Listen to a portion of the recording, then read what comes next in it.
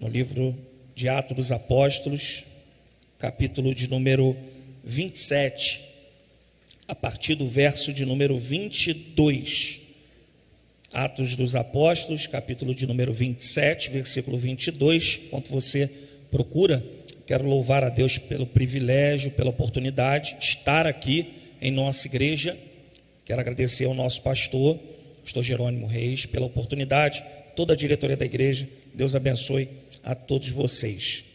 Atos dos Apóstolos, capítulo 27, versículo de número 22, diz assim a palavra do Senhor: Mas agora vos admoesto a que tenhais bom ânimo, porque não se perderá a vida de nenhum de vós, mas somente o navio.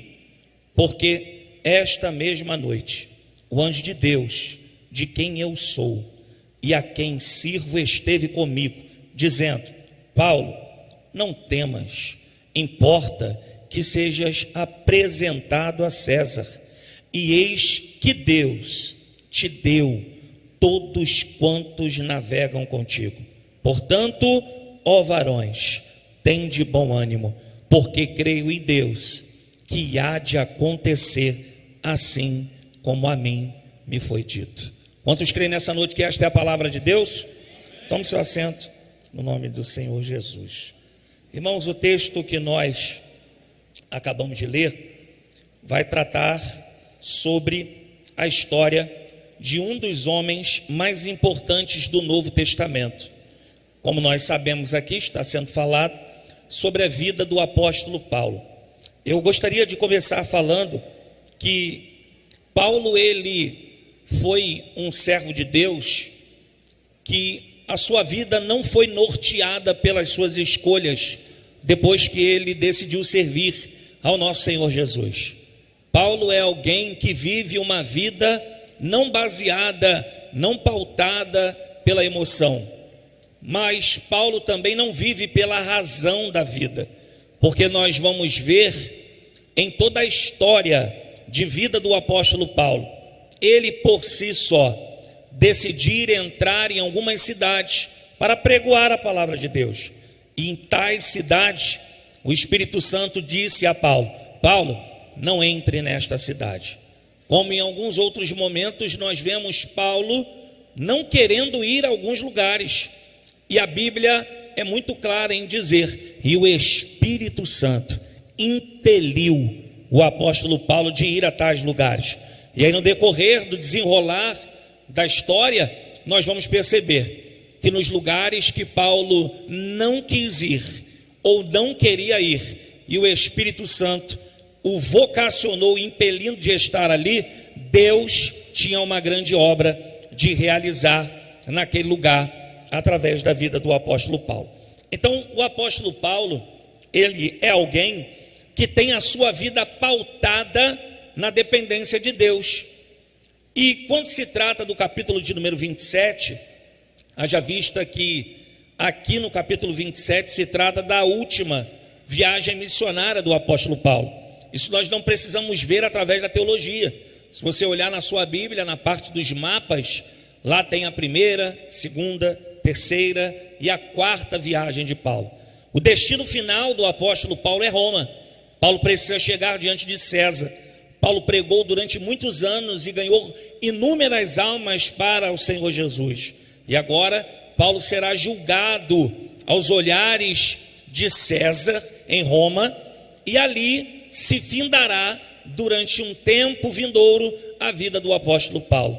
Só que na perspectiva humana, nós olhamos para a vida desse homem como o final da sua história. Mas a chegada de Paulo em Roma é um destino profético que Deus tem para a igreja. Por conta de alguns propósitos dos céus, nós vamos ver Deus mobilizando pessoas para fazer uma grande obra, mas também Deus pega algumas pessoas para poder levantar e mudar os destinos da igreja.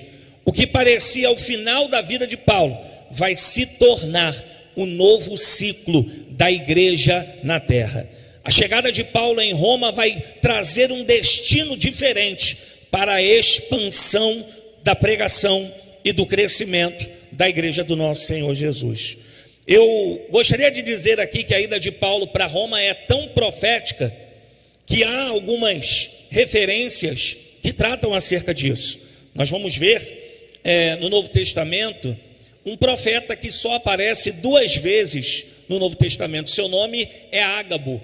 Ágabo, ele aparece em Atos dos Apóstolos, capítulo de número 11, versículo 28, quando Ágabo ele entra na história e ele profetiza dizendo que virá uma grande fome sobre a terra, um grande tempo de escassez, e Deus fará a diferença daqueles que servem pelo que Ele é e daqueles que servem pelo que Ele pode dar.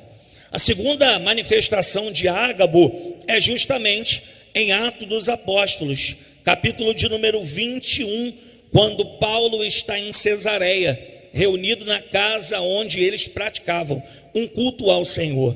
De repente Paulo se ausenta daquela casa e de repente neste mesmo momento Ágabo, o profeta, entra naquela casa, se manifesta com a igreja de Cesareia.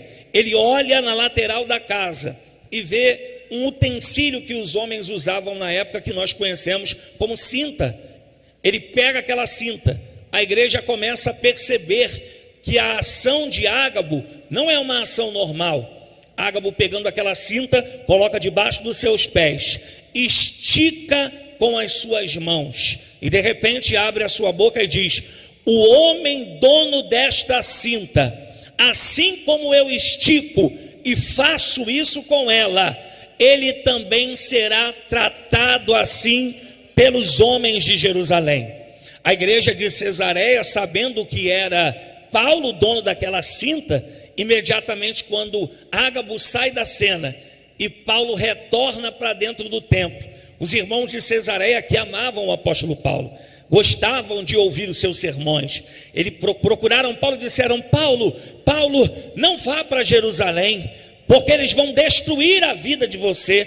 Paulo, fique aqui conosco, porque será menos danoso para a sua vida você não chegar a Jerusalém. Só que, igreja, eles estão falando com um homem que tem consciência do seu chamado e que é muito bem resolvido diante de Deus.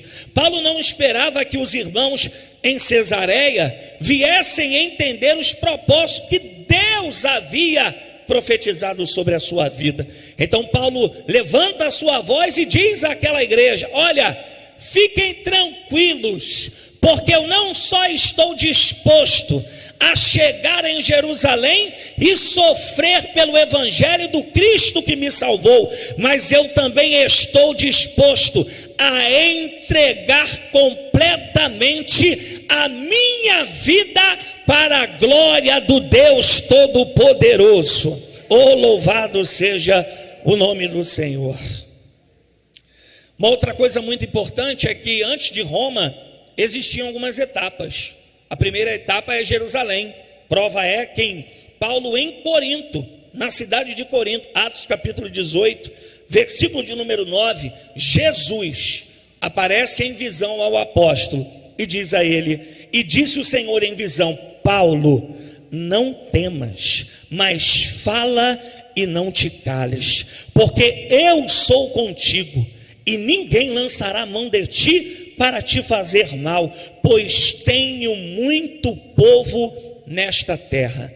Para pensar, irmãos, o próprio Senhor Jesus está se encarregando de trazer um destino profético para um homem que ele levantou. Atos capítulo de número 23, versículo de número 11, o próprio Senhor Jesus novamente aparece o apóstolo Paulo e diz: e na noite seguinte, apresentando-lhe o Senhor, disse: Paulo, tem ânimo, porque como de mim testificastes em Jerusalém, assim importa que testifiques também em Roma. Jesus está dizendo para Paulo: Paulo, existem etapas, mas fique muito tranquilo, porque em todas elas eu estarei contigo. Eu quero começar pregando essa mensagem dizendo para você que está aqui nessa noite: fique muito tranquilo, porque assim como na vida de Paulo, não foi uma obra do acaso ele chegar em Roma e antes participar de Jerusalém. Eu quero dizer aqui nesta noite: a sua vida não é uma obra do acaso. Você está aqui nesta noite não é uma obra do acaso. Você viver este novo tempo para toda a Adeúna não é uma obra do acaso. Há 60 anos atrás, Deus havia visto todo este lugar que nós convivemos aqui, Cidade Alta, Parada de Lucas, Vigário Geral, o Quitungo, e Deus decidiu plantar nós aqui, para que nós venhamos dar destino para toda a população que decidir entregar a sua vida para o Senhor Jesus. Uma coisa que mexe muito comigo aqui é que quando eu percebi esse texto de Atos capítulo 23, versículo 11, que diz: Paulo tem ânimo. Essa palavra tem ânimo é uma palavra que nós nos arremetemos muito rápido a entender de fato o que Deus está querendo dizer. Porque quando nós falamos sobre ânimo, ou Deus falando com alguém sobre ânimo, nós lembramos logo de Josué. Quando Deus chega para Josué e fala: Josué, meu servo Moisés é morto, levanta-te, tem bom ânimo, porque eu serei contigo.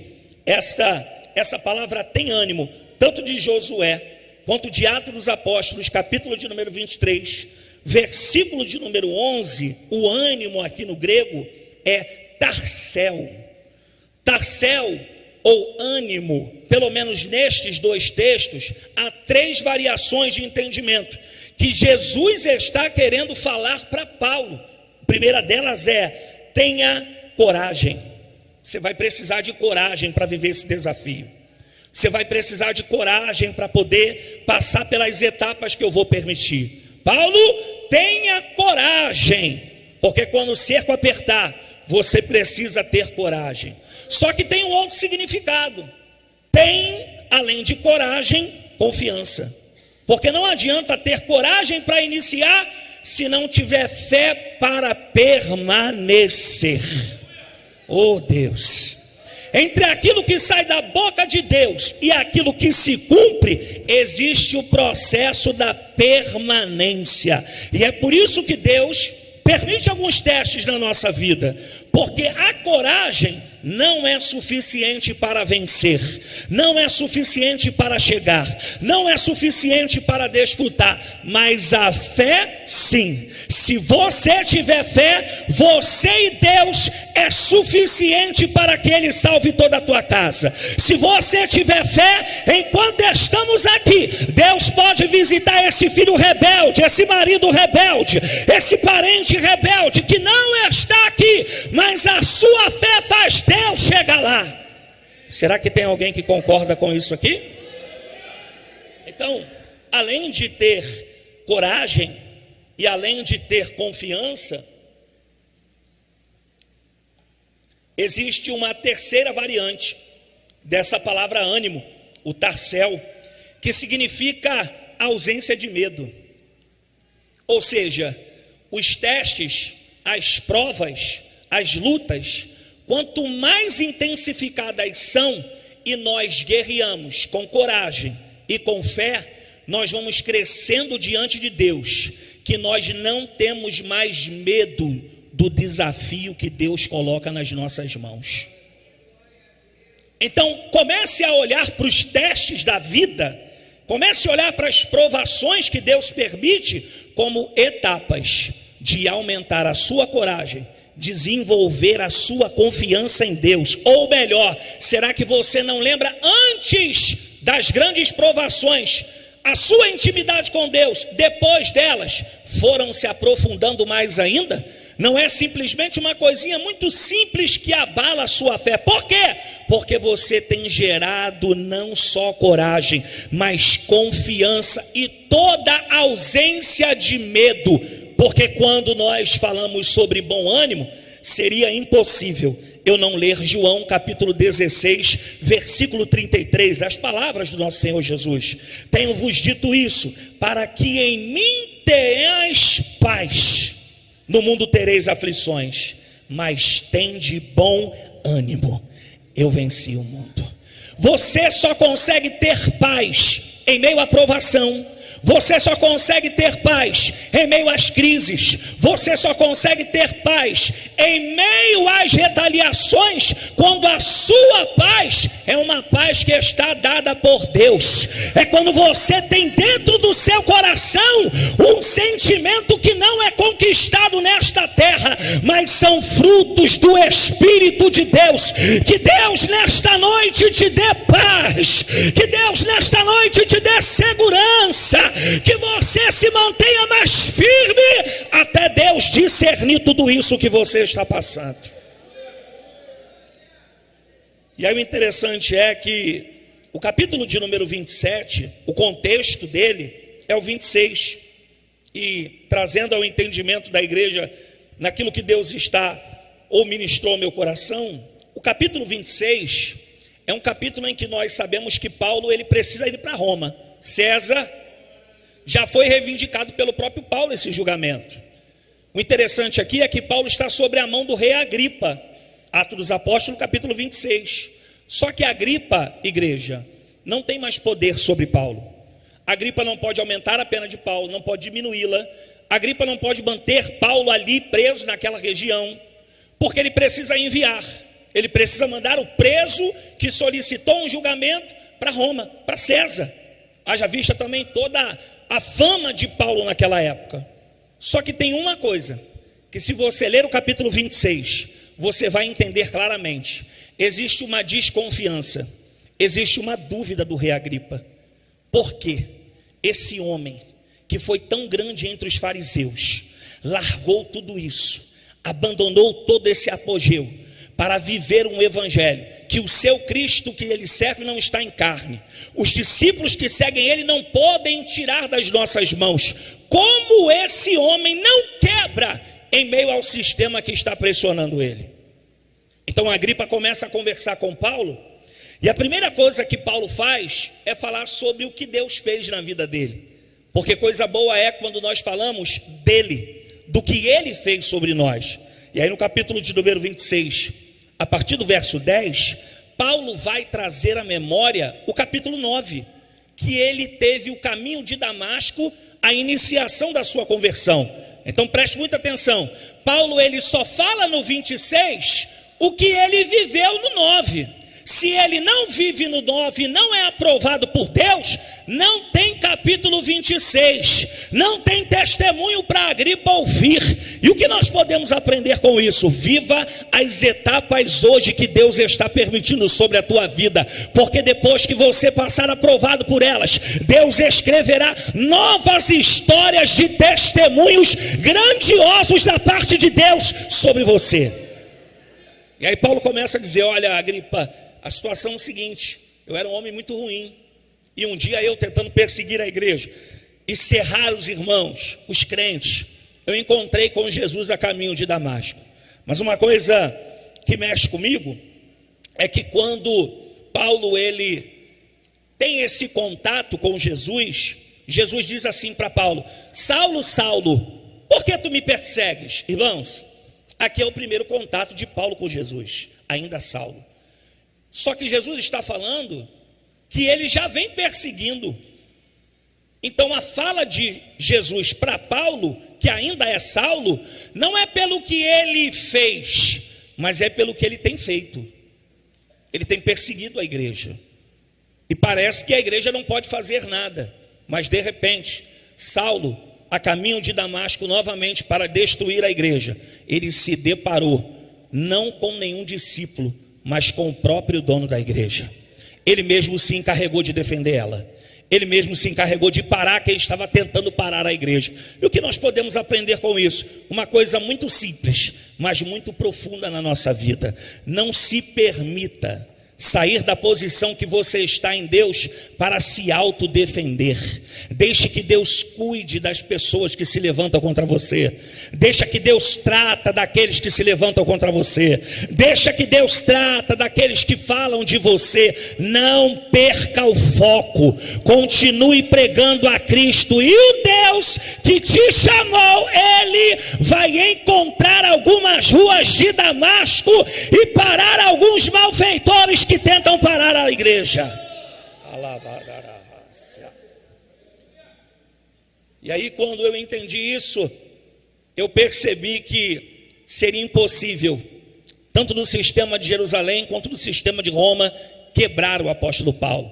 Ouvir do apóstolo Paulo: eu me rendo, eu não quero mais esse Jesus. Eu só pude entender isso, meus irmãos, quando eu li 2 livros com 2 frases muito impactantes. A primeira dela é de um dos maiores pregadores que o nosso mundo teve, que foi o evangelista Billy Graham. Billy Graham, ele disse em um dos seus livros: a quebra de Deus para com o homem é necessária para a restauração. Quando Deus ele pega um homem e quebra esse homem, Deus ele quebra para restaurar. Só que também tem um outro pastor muito conhecido, americano, o T.D. Jakes, que esteve no Brasil há poucos dias. Ele tem uma frase que completa o que Billy Graham diz: a quebra é um processo de transformação. Deus, ele quando pega alguém, ele transforma, mas restaura, transformando para colocar do jeito que ele quer. Deus usou Paulo. Irmão, se fosse eu e você, nós não íamos escolher Saulo para servir a Jesus, um homem ruim desse jeito. Mas o nosso Deus é um perito em quebrar, trazer de lá de fora, colocar aqui de joelhos, lavar com o seu sangue, limpar com as suas águas, encher do Espírito Santo e mostrar para mim e para você que quando Deus pega a vida de alguém, oh, louvado seja Deus. Não desista dos Saulos da tua vida, que ainda não se renderam, que estão presos na cachaça, na prostituição. Não desista, porque o nosso Deus, ele é perito em trabalhar no impossível. E aí eu pude entender que seria impossível César ou Agripa quebrar alguém que Deus já quebrou primeiro. Porque quando Deus nos abate, quando Deus nos molda, quando Deus trabalha naquilo que nós achamos que nem é preciso trabalhar, Deus acrescenta mais amor, Deus acrescenta mais longanimidade, Deus acrescenta mais domínio próprio. Nós começamos a olhar para coisas que eram banais, agora com olhares espirituais. Por quê? Porque Deus nos quebrou, nos tratou e nos colocou para nos tornarmos inquebráveis, para que este mundo não torne de novo na nossa vida. É por isso que você vai ver o apóstolo Pedro, que antes da cruz era alguém que totalmente inconsistente, incoerente. A sua fala não conduzia-se junto com aquilo que ele praticava. Mas depois da busca do Espírito Santo, Pedro se tornou um homem íntegro. Pedro se tornou alguém cheio de Deus.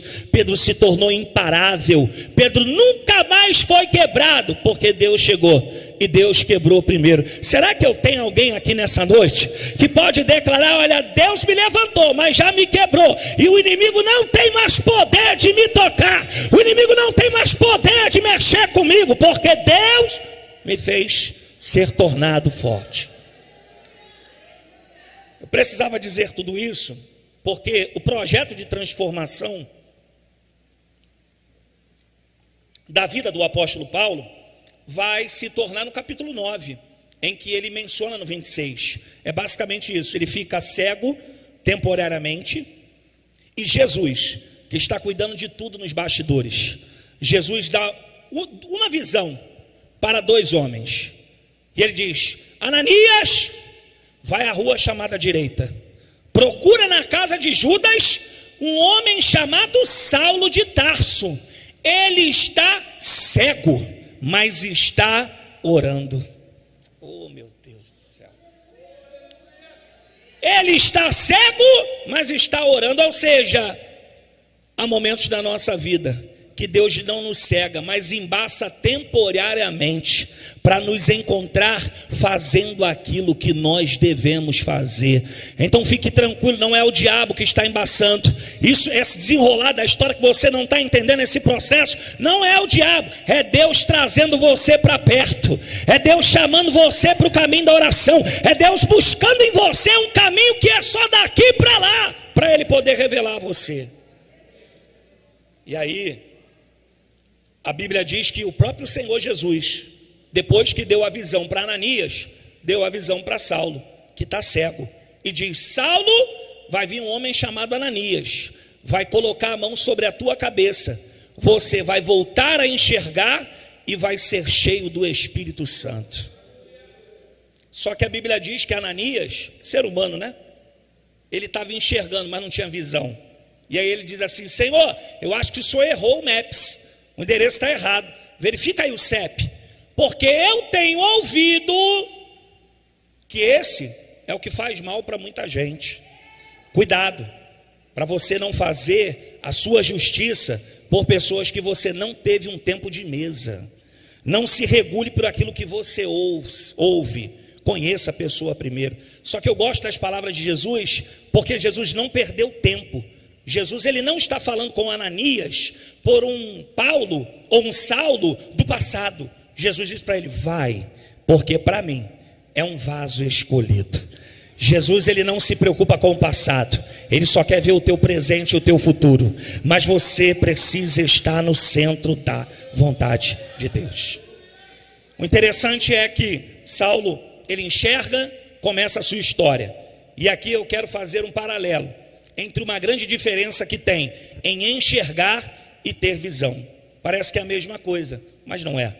Eu fiquei durante 1 ano e meio, agora terminamos a obra, ou praticamente toda, lá em casa, eu e minha esposa, meu sogro, o pedreiro, mas tinha que pagar, mesmo sendo pedreiro, tinha que pagar. E ele chegava na minha casa durante a obra, e a minha esposa é uma mulher de fé, porque quando nós sentamos para ver a obra, eu falei para ela assim: olha filha, talvez a gente consiga pagar o pedreiro, mas o ajudante não. Ela olhou para mim com aquele olhar de profeta e disse: meu filho, fique tranquilo, porque Deus vai te dar força para você ser o ajudante. Eu falei: mas são 9 sapatas para cavar. Deus vai te dar a força. Irmãos, meu Deus do céu, nunca mais na minha vida eu cheirava a lama do começo ao fim. Eu entendi Jeremias, entendi os apóstolos e todos eles que ficaram no buraco, mas Deus fez. Só que tem um porém. Meu sogro chegava na casa e falava assim: pastor Jerônimo, aqui vai ficar a cozinha.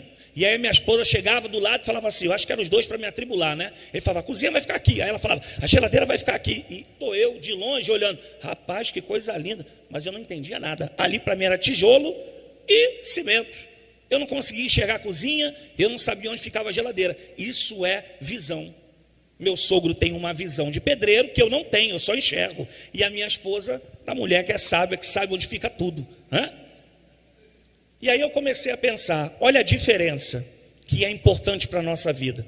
Nós termos não só os olhos abertos, ou enxergar apenas, mas nós termos visão. A Bíblia diz que existiu um rei da Síria, segundo o livro dos Reis, capítulo 6, versículo 16, a Bíblia diz que o rei da Síria, ele começou a preparar, organizar, planejar emboscadas para o povo de Israel, e todas as vezes que o povo de Israel estava prestes a ser emboscado, uma palavra do céu vinha por um profeta, e ele dizia: sai pelo caminho, sai por outro caminho, e o povo passava em livramento, e o rei da Síria não entendia nada. De repente, a Bíblia diz que o rei da Síria reuniu todos os seus maiorais, e ele disse: tem alguém entregando informação aqui.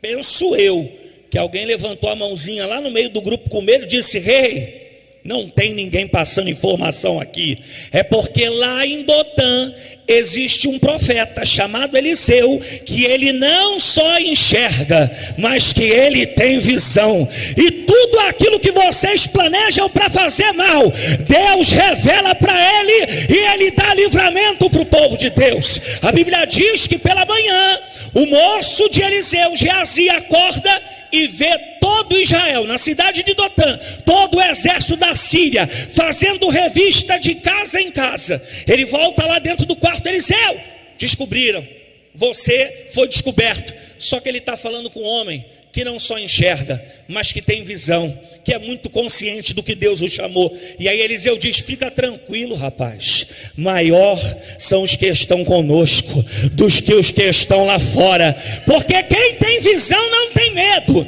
quem tem visão não tem fé, mas quem tem visão também não tem vergonha de compartilhar com quem não tem. Eliseu olha para o céu e fala: Senhor, abre os olhos do moço, porque se ele completar a visão, ele vai entender. A Bíblia diz que quando Geazi olhou em volta de Israel, carros e carruagens de fogo cercando o inimigo que queria parar a vida do povo de Deus. Fique tranquilo, Deus está vendo tudo, e o inimigo que quer te parar está sendo também rodeado pela mão de Deus, para que ele dê livramento na sua vida. Isso é muito importante, o que eu disse aqui, e aqui caminho para encerrar, que a Bíblia vai dizer, a Bíblia fala em Atos capítulo 27, a partir do verso 1, que eles entram em um barco adramitino. Esse barco adramitino, no verso 2, é um barco muito largo, um barco muito comprido. A intenção desse barco não é trafegar ou destinar presos. A intenção desse barco, desse navio, é levar suprimentos, o cereal, o tributo do que Agripa tem de melhor para César, que ele está subjugado a César. Mas já que vai para Roma, leva Saulo, leva Paulo, porque ele precisa ser julgado. A Bíblia diz que vai começando a história a desenrolar, e lá pelo verso 4, o texto diz assim: e partindo dali, fomos navegando abaixo de Chipre, porque os ventos eram contrários. Verso 7, e como por muitos dias navegássemos vagarosamente, havendo chegado apenas defronte de Cnido, não nos permitindo o vento ir mais adiante, navegamos abaixo de Creta. Se você olhar no teu mapa, na quarta viagem missionária, o destino de onde Paulo estava até Roma é um caminho reto no alto mar. Só que por conta dos ventos contrários, esta embarcação precisa navegar costeando as ilhas. Vai demorar, mas vamos chegar. O interessante é que Paulo, que está preso, tem ciência do que está acontecendo, porque Deus já havia falado com ele. E aí Paulo se levanta no meio daquele mar e diz: senhores, capítulo 27, versículo 13, senhores, versículo 9, quer dizer, passando muito tempo depois, e sendo já perigosa a navegação, pois também o jejum tinha passado, Paulo os admoestava dizendo: senhores, eu estou vendo que a navegação não está boa, é melhor nós pararmos no porto de Creta, porque parando ali, faz uma supervisão no navio, vê se está tudo ok, espera o vento baixar, espera as ondas sossegarem, para que possamos chegar. Só que a Bíblia diz que Júlio acreditava mais na experiência do homem que controlava aquele navio. E isso daqui é muito mais do que está escrito. Por quê? Porque Paulo está debaixo de profecia. Paulo está vivendo o que Deus mostrou a ele. Só que Paulo está pregando a profecia e tem alguém do lado de dentro do barco dizendo: eu desprezo a profecia, porque no meu braço eu chego em Roma.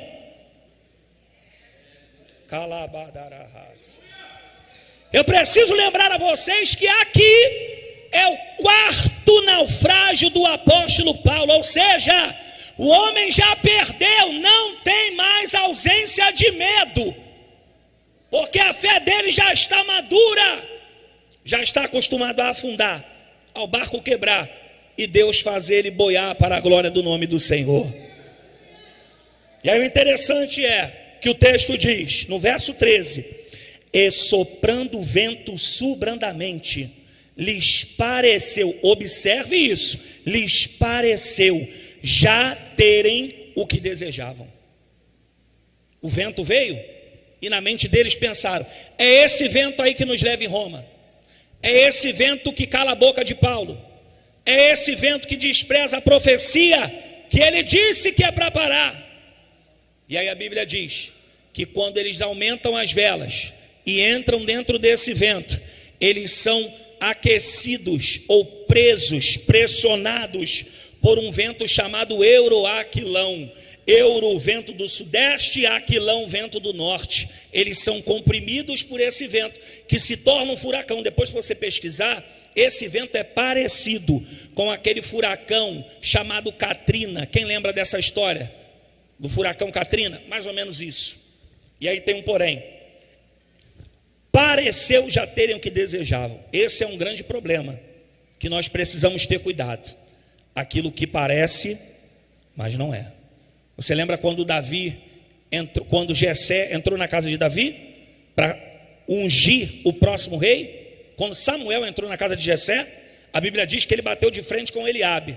Eliabe alto igual a Saul, forte igual a Saul, homem de guerra igual a Saul. Então Samuel, olhando para Eliabe, disse: rapaz, certamente esse é o rei que vai reinar.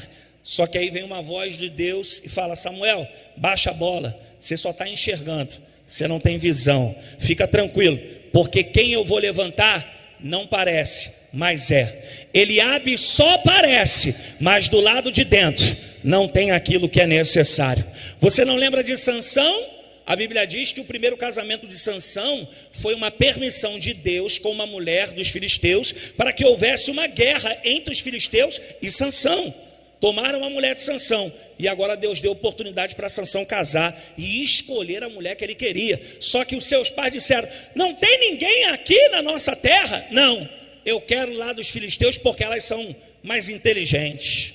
Aí a Bíblia diz que ele ficou apaixonado por Dalila, casou com ela, mas a mulher que parecia ser a mulher que completaria a sua vida, só parecia, mas não muito tempo depois se tornou a maior inimiga infiltrada para parar um homem de Deus. Mas pregador, o que tem a ver a isso? Tudo. Cuidado com aquilo que parece, mas não é. Cuidado com as alianças que parecem, mas não são. Cuidado com as pessoas que parecem, mas não são. Cuidado até com as profecias que parecem, mas não são. Mas como eu sei? Tenha discernimento, porque quando Deus falar com você, Ele vai falar com você, vai usar pessoas e vai ser tudo para que a glória dEle seja manifestada na sua vida. E aí o interessante é que a Bíblia diz que eles estão presos, e ali esse vento Euroaquilão, acontece pelo menos duas coisas aqui. O céu fica negro, eles ficaram pelo menos 14 dias sem lua, sem sol, sem estrelas, e nós sabemos que essa era a orientação dos homens do alto mar. Segunda coisa que acontecia, está no texto, descia uma neblina, e essa neblina não conseguia fazer, pastores, ninguém enxergar na palma da sua mão. Só que tem alguém que não só enxerga, mas que tem visão, que está dentro do barco, e está todo mundo desesperado. Só um que não, que se chama Paulo. Ele se levanta no meio daquela navegação e diz: senhores, varões, eu disse para vocês que isso ia acontecer, mas fique tranquilo, o anjo do Senhor se apresentou a mim e disse: vai quebrar tudo, vai sacudir tudo, vão perder tudo, mas ninguém vai morrer. Será que você pode guardar isso no teu coração? De quando chegar o dia difícil, você entender o que Deus falou para você que vai fazer. O que Deus prometeu para você? Ele disse que vai salvar, Ele disse que vai libertar, Ele disse que vai colocar sentado aí do teu lado, lavado e remido. Então aguarde no Senhor, porque o que mais vale não é a turbulência desse mar, mas é a certeza e a convicção que você não vai ficar neste mar. É só uma etapa, e você vai ver Deus cumprindo a boa obra que Ele tem para fazer na sua vida. E aí eu fiquei pensando, Paulo, ele Deus ainda dá uma condição a Paulo: olha, tem um porém, fala para todo mundo não sair, tem que ficar dentro do barco. E aí o texto vai dizer, lá no capítulo 27, versículo de número 30, que os marinheiros, que se diziam os bambambãs, eles começaram a procurar o batel. Você sabe o que é o batel? É o bote. Se você for na Marina da Glória, todos os navios são obrigados a ter um bote, porque o bote é a segunda alternativa.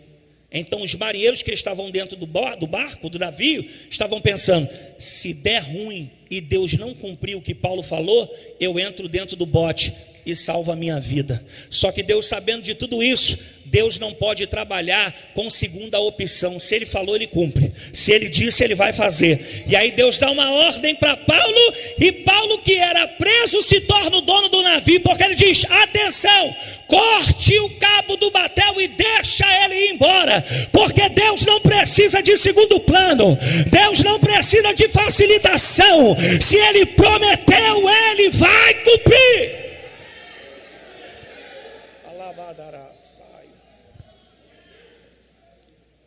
E aí lá pelo capítulo de número 28, Paulo chega em Roma.